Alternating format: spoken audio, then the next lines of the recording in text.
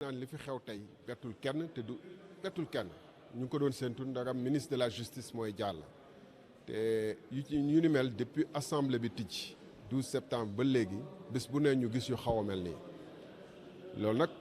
lu assemblée dama jàpp ni que bërëb bu waxtaan la ak débat maanaam indi fi ay tawat ak ay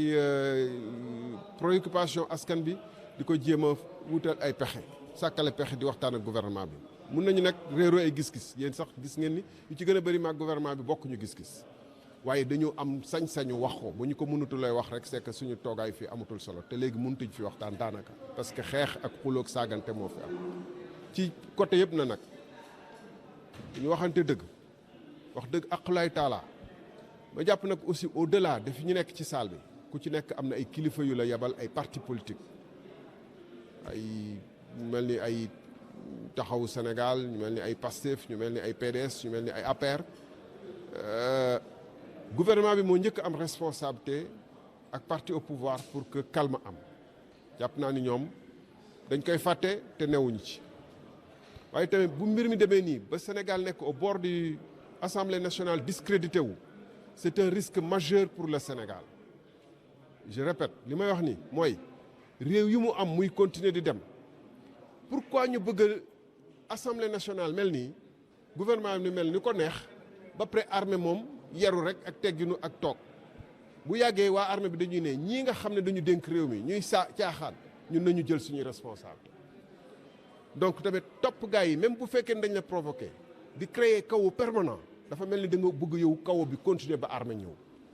parce que li xew Afrique réewu Afrique yëpp bu fekkee ne Sénégal dañu ne musul am coup d'état musul am ay problème c'est que aussi homme politique yi am na taxawaay yu ñu musul am mais saaga gi ak xuloo yi côté yëpp la am na ñu ci gën a kii nag man wax naa fi dénoncé naa fi keroog daam bi parce que man si wàllu bopp daf may attaqué en permanence mais loolu du affaire warul nekk affaire personnelle dañu war a un moment donné élevé wu xool nation bi war a fàtte war a xam solennité wu moom lieu yi ñu nekk yi war a nekk dans le kii de pugilat permanent des deux côtés yéen ay observateur ngeen xam ngeen ni li may wax nii nag dinaa ci dégg lu ne après mais Sénégal moom moo nekk ci situation boo xam ne suñu doom yi suñu kii dégg nañ fi ay ministres yu ñu wax da ngay fen mais kan moo am droit aussi wax ministre da ngay fen bu nekkee biir assemblée nationale aussi ñun nekk en tant que député dañu war a jox orme ku nekk citoyen bu ne parce que tous les citoyens sont d'égale dignité bu ñu wax di citoyen bu ñu saaga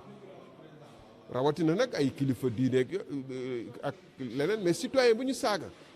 muy président assemblée muy ministre muy président de la république boo xam ne d'accordum ak moom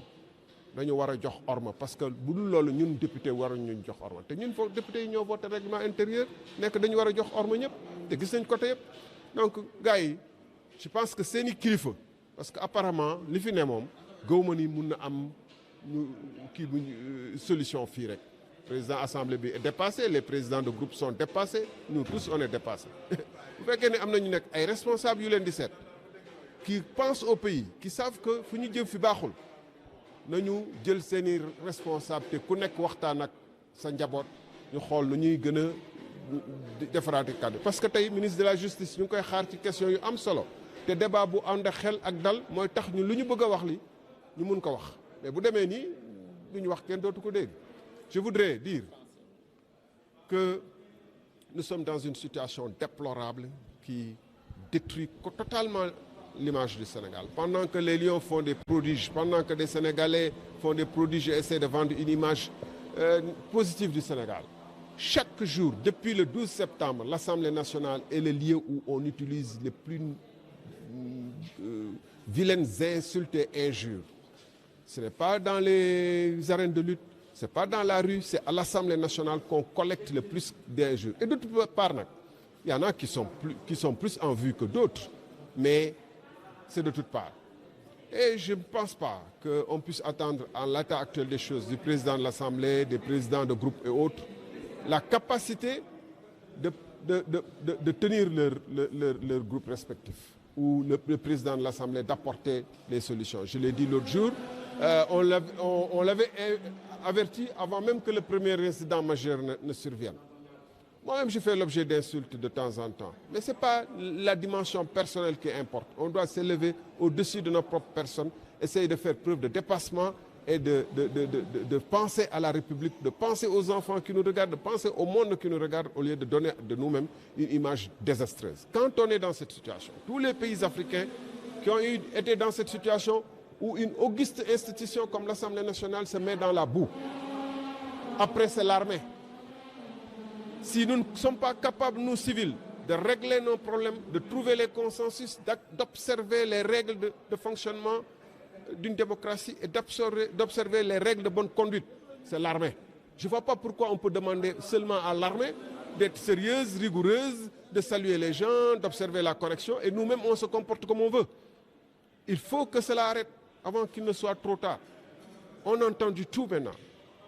Et je dis de toutes côtes, on insulte des institutions étatiques,